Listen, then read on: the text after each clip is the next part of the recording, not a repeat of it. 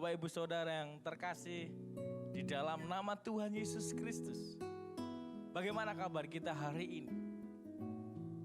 Saya percaya kabar hari ini adalah kabar yang luar biasa. Kabar yang penuh sukacita di dalam setiap kehidupan kita. Karena kita sudah menerima janji-janji yang daripada Tuhan digenapi dalam kehidupan kita. Bila pagi hari ini kita mau belajar bersama-sama lagi tentang bagaimana kasih karunia mengalami janji Tuhan di dalam setiap kehidupan kita. Kita akan belajar dengan satu tokoh yang luar biasa, di mana seorang raja yang takut akan Tuhan, yang mengandalkan Tuhan di dalam setiap kehidupannya, di dalam setiap aspek hidupnya dia selalu mencari Tuhan, yaitu Yosafat.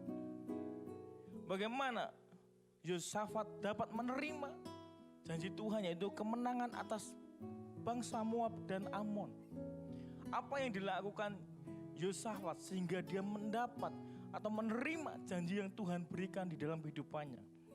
Poin yang pertama, apa yang harus kita lakukan untuk kita mengalami yang namanya janji Tuhan?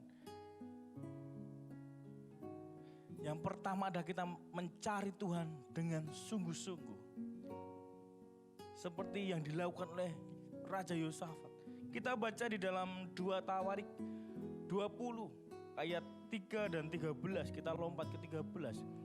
2 Tawarik 20 ayat 3 dan 13 saya bacakan buat kita semuanya. Yosafat menjadi takut lalu mengambil keputusan untuk mencari Tuhan. Ia menyerukan kepada seluruh Yehuda supaya berpuasa. Ayat 13.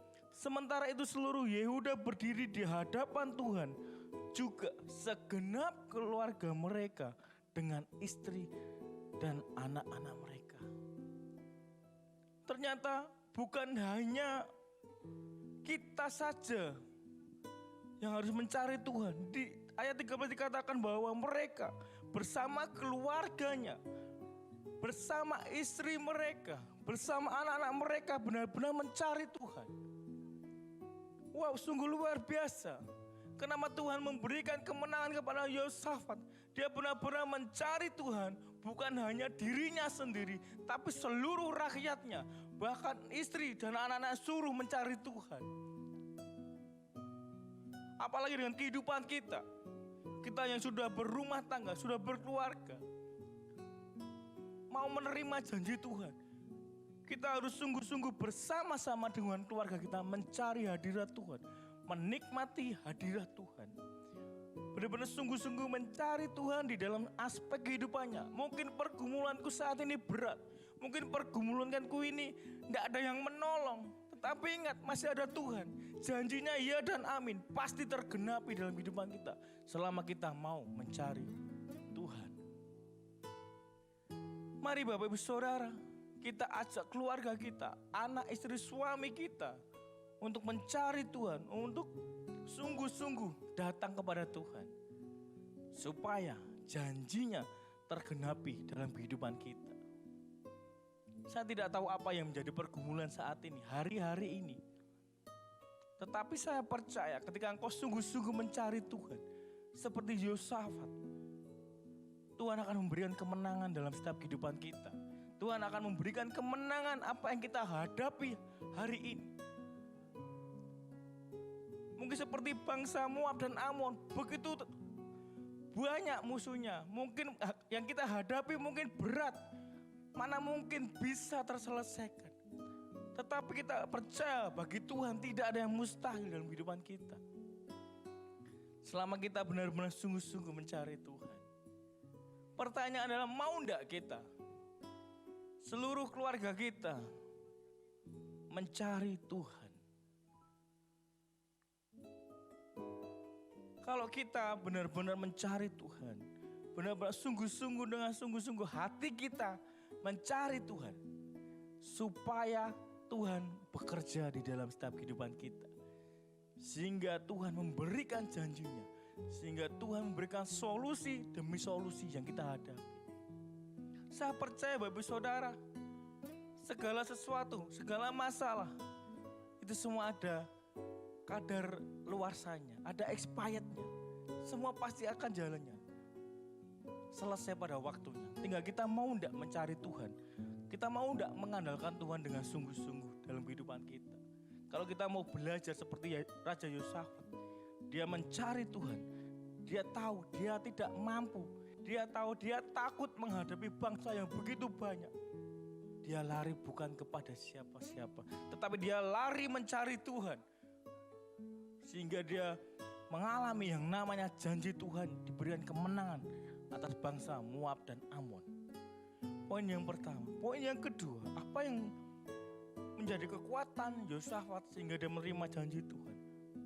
Poin kedua adalah Yosafat berlutut. Dia berlutut di hadapan Tuhan. Dia berdoa, menyerahkan segala sesuatunya. Mari kita baca di dalam 2 Tawarik 20 ayat 18. Apa yang dilakukan Yosafat?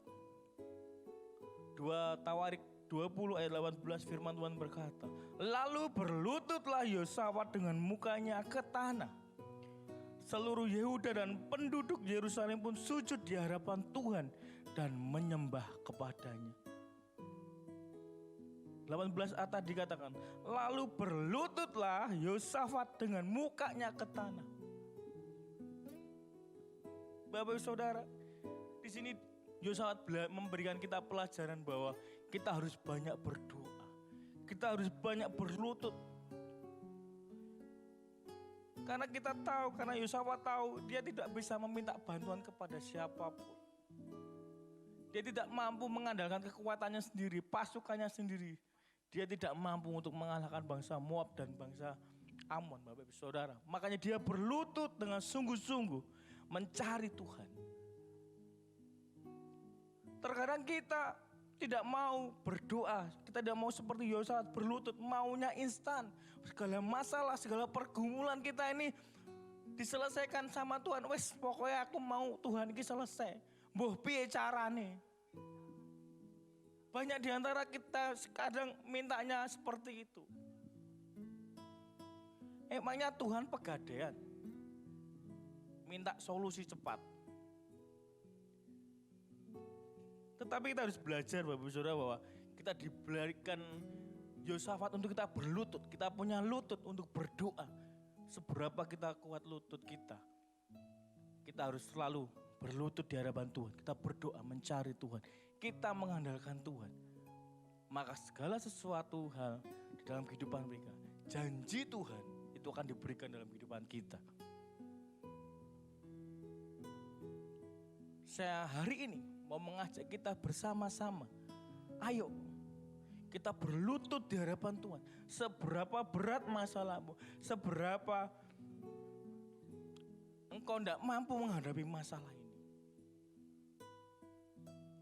Firman Tuhan adalah bukan hanya untuk Bapak Ibu Saudara. Ini juga pembelajaran buat saya pribadi. Sesuatu pembelajaran yang luar biasa di mana Yosafat mengajarkan untuk kita tidak jemu-jemu berdoa, berlutut di hadapan Tuhan. Kapan janji Tuhan akan diberikan? Kita tidak tahu. Nanti pada kairosnya Tuhan, pada waktunya Tuhan, pasti janji itu akan tergenapi dalam kehidupan kita. Bapak Ibu Saudara, biarlah pagi hari ini kita belajar bersama-sama. Hanya 2 poin yang diajarkan tentang Raja Yosafat di dalam kehidupan kita untuk menerima janji Tuhan dalam kehidupan kita. Yang pertama adalah mencari Tuhan dengan sungguh-sungguh. Yang kedua adalah berlutut di hadapan Tuhan. Menyerahkan segala hidup kita, menyerahkan diri kita yang tidak mampu. Sehingga Tuhan yang akan memampukan kita menghadapi kehidupan kita dan kita menerima janjinya. Kiranya biarlah firman Tuhan pagi hari ini memberikan kita kekuatan, menjadi rema dalam kehidupan kita, menjadi jawaban di dalam setiap kehidupan masalah yang Bapak Ibu Saudara hadapi hari ini. Kiranya firman Tuhan semakin hari menguatkan hidup kita. Terima kasih, selamat pagi, Tuhan Yesus memberkati.